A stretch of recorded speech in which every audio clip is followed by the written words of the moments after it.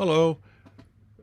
I am going to follow up on the last thing I made a presentation on, um, which was the subject of the three forms of rule in Aristotle, and that followed the first presentation of this series, which was what does Aristotle mean by political science? And the subject that's been left undealt with, mainly from the first one, I guess, is okay, fine. You're claiming that political science is, in some sense, the supreme science that has as its subject the ultimate human good and happiness. And the reasons were given. But then, what about philosophy and theology? Why would those not be the ones that concern themselves with that subject? And I'm going to. So far, all of these presentations have been on subjects where I feel like I should be able to answer them without any preparation. So we'll see if I can. At some point, that cannot continue, and if I want to keep making presentations, I will need to do some preparation. But the and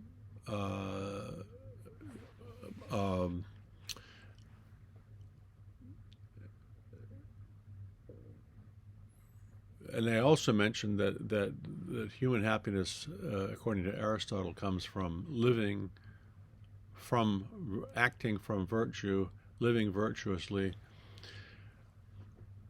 and there was the four cardinal virtues, which again it's not an Aristotle term, but I suppose it was picked up later, but also it seems like it's there in Plato, and that is there's three virtues of character, and then one intellectual virtue. So Aristotle divides the virtues into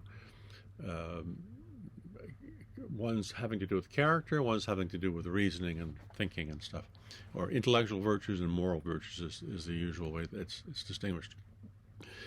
But one of the intellectual virtues is strongly connected to the character virtues, and that's why it's part of the cardinal virtues, and that is in Greek phronesis, which is prudence, or wisdom, or practical wisdom, and that is connected with behavior and action is related to character and virtues. And also a virtue, by the way, is sometimes among the scholastics translated. In Greek, in Aristotle, it's a hexis. So that's a certain kind of state of the mind or of the soul, and like it's a firm disposition of the soul. So that's what is meant by a virtue. So when we talk about courage, that if you have the virtue, that means that when the time comes to confront fears, the person who is brave will not, he may feel afraid, but he will handle the fear well and will act when he has to act. And then same thing if you have, so that's a part of your character, part of your soul, that's a firm disposition inside you. And you can go from not having these things to having them, and there's a process by which you can develop virtue. And roughly in Aristotle's view is you act first, and then by repeatedly behaving as you should be behaving, if you're brave, you will develop bravery and all the virtues. So it's through a process of habituation. And then same thing with temperance. It isn't just that if you're a virtuous person, you don't have to struggle hard to control your desires. Basically, you've got a natural tendency to have limited desires. But when there is a strong temptation, then you can act to constrain it. If wisdom is telling you it's leading you in the wrong path.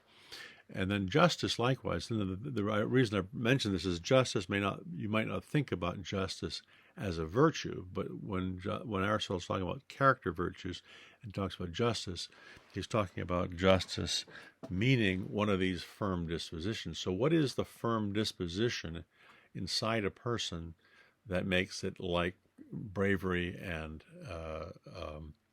temperance, self-control? Well, as I suggested, it's if you're a just person, you will then respect justice is giving each in the definition that works well is actually in Justinian's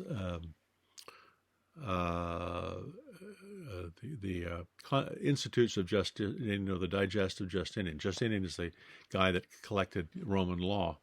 And at the beginning, there's a definition of justice, which is it's something like the constant will to give each person his due. Suum cuique, give each person what belongs to him. So if you are a just person, you will be less inclined to take what belongs to somebody else, to steal. Now, if you can be a just person and there's extreme circumstances, and you may steal for that. But in terms of an inner disposition, you generally allow people to have what belongs to them, and if you've borrowed something, then you naturally want to return it, and so it's having this firm disposition of treating people fairly and giving people their due. But that's character. Now, then the wisdom has to do with it's an intellectual virtue, but it has to do with behavior. So, now, what I also mentioned was that there's this other virtue, other intellectual virtue, and that's Sophia. And Sophia is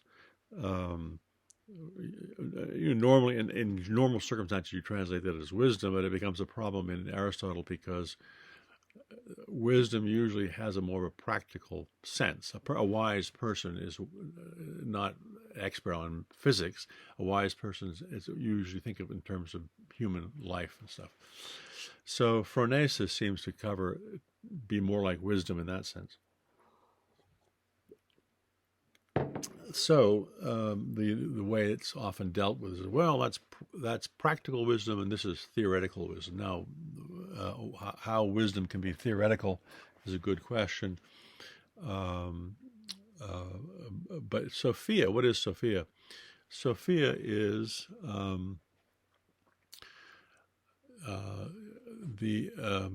it's a virtue, so it's a firm disposition, but it has to do with understanding ultimate things, and particularly religious. I'm not religious, but sacred. Sacred in the sense of divine things. So, for example, in Aristotle's view, there's a division between the everything that's below the moon and everything that's from the moon and up. So, there's sublunar and sublunar and heavenly. And the heavenly stuff is viewed as divine, and ultimately there's the planets, and there's which they take to include the moon and the sun, and then there's the spheres, which each of the planets is part of a sphere and that turns around, and then there's the outer sphere, and then there's the unmoved mover who's sort of beyond it all, but motivates everything. And that has something to do with God. Now, I won't get into it. It's making Aristotle's cosmological view sound religious and giving rise to piety takes a bit of a challenge. But at this point, I'm simply saying is that the appreciation for the stars, for astrology, for the unmoved mover, for God, all that is what Sophia understands and contemplates, and the activity of Sophia is called contemplation, or and so that is for Aristotle the ultimate form of happiness. All this talk about character has to be reconciled with that. Now, however, it is the case that character virtues and having them, and having wisdom, and having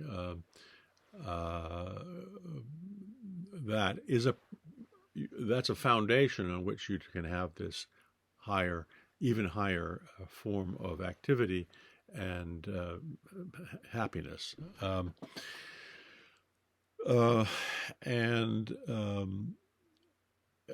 So the character of virtues and political science are viewed as a sort of steward of this higher activity.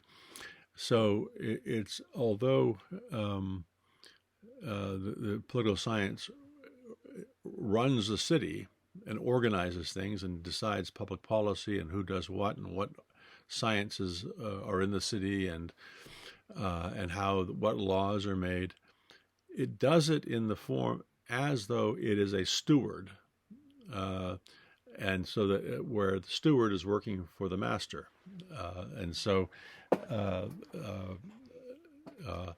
it gives the steward will give orders to everybody on the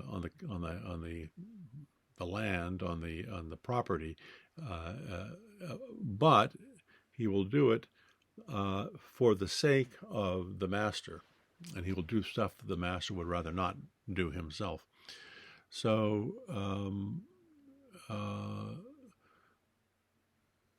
so political science then is subordinate in that sense, ultimately, to Sophia and philosophy. What is philosophy? Philosophy is basically, philosophy is the subject matter of Sophia. That is to say, if you have Sophia, you have mastered philosophy, and